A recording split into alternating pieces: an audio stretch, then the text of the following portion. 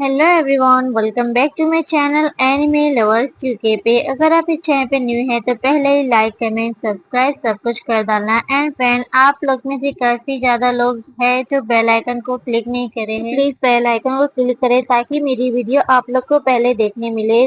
और आज का चैप्टर काफी ज्यादा अमेजिंग होने वाला है, काफी ज्यादा इसमें मजा आने वाला है आज के चैप्टर में। जैसे हमने पिछले चैप्टर में देखा था, एक मेड आते हुए कहती है नोबल कॉन्सर्ट आ चुकी है और चियान ग्रीटिंग करते हुए कहती है ग्रीटिंग योर हाइनेस। और वो नोबल कॉन्सर्ट कहती है ठीक है उठ जाओ। नोबल कॉन्सर्ट की आवाज सुन के तो चियान हैरान होते हुए अपने मन में कहती क्या डू चिया कहती है ओ लेडी चियांग, मुझे लगता है कि हम पहले ही मिल चुके हैं। चियांग जो भी स्माइल करते कहती हाँ शायद मैं आपको किसी ऐसे पर्सन की याद दिलाती रहती हूँ जिसे आप जानते हैं योर हाइनेस। फिर तो डू चिया चियांग जी और चियांगलिंग को देखते हुए कहती ये दोनों बच्चे बहुत ही अच्छी तरीके से व्यवहार करने वाले हैं और मुझे जानना है कि आपके डैड कहाँ है, वो आज बैंक्वेट में क्यों नहीं आए। ये सुन के तो चियांगलिंग और चियांग जी चिढ़ते हुए कहते हमारे पास डैड नहीं, हमें बस सिर्फ मॉम की जरूरत है। ये सुन के तो चालाक लोमड़ी डू चिया कहती ओह सच में तुम्हारे पास डैड नहीं है, शायद वो चले गए हैं या फिर मैं कहूँ तुम दोनों बास्टर्ड हो।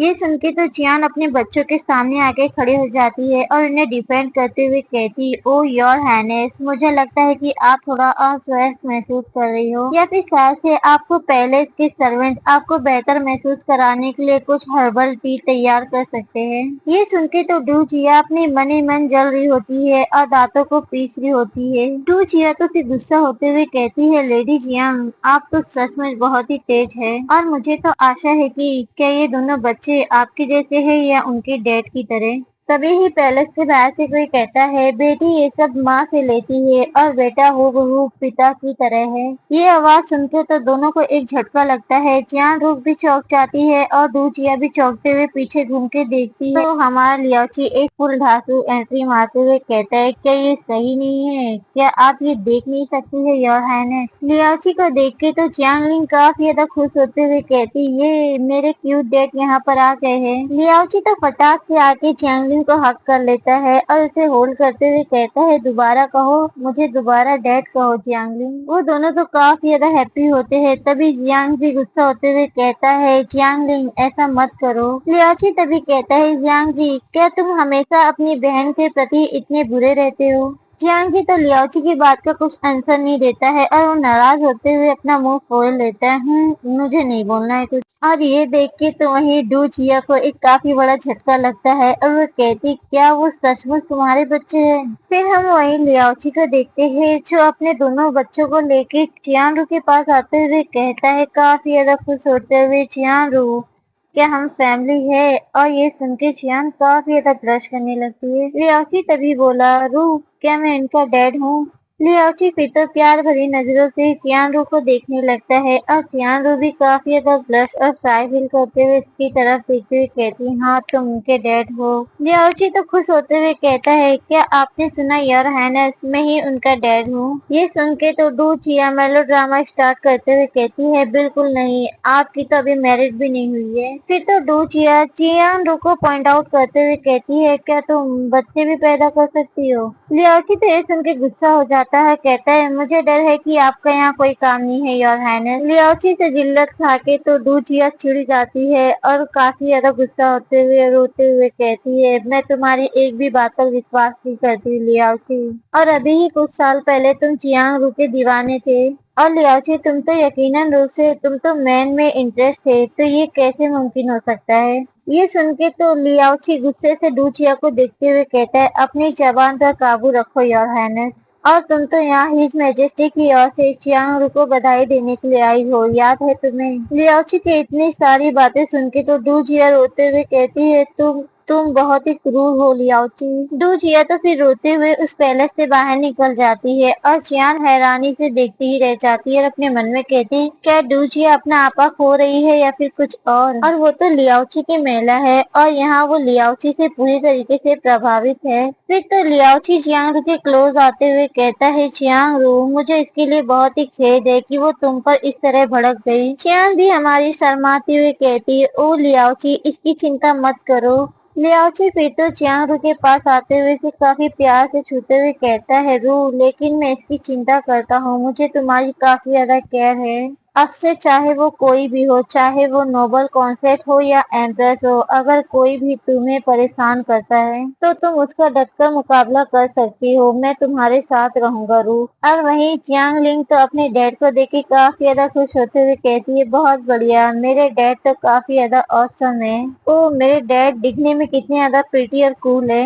लेकिन तभी चियांग सैड होते हुए अपने मुंह को फेर लेती है, कहती है, योर हाइनेस, आपकी काइंडनेस के लिए थैंक यू, लेकिन आपको मेरे मामले में चिंता करने की कोई जरूरत नहीं है योर हाइनेस। चियान ये बोल के जाने लगती है, तभी लियाओची से रोकते हुए कहता है, क्या तुम अभी तक मुझसे गुस्सा हो रू? और चियांग तो मुझे पहले से ही डैड कहती है, तुम भी मुझे इनका डैड मान लो और मुझे माफ कर दो रू। चियांगलिंग भी कहती, हाँ मॉम, डैड बिल्कुल सही कह रहे हैं, आप भी ऐसा क्यों नहीं करते।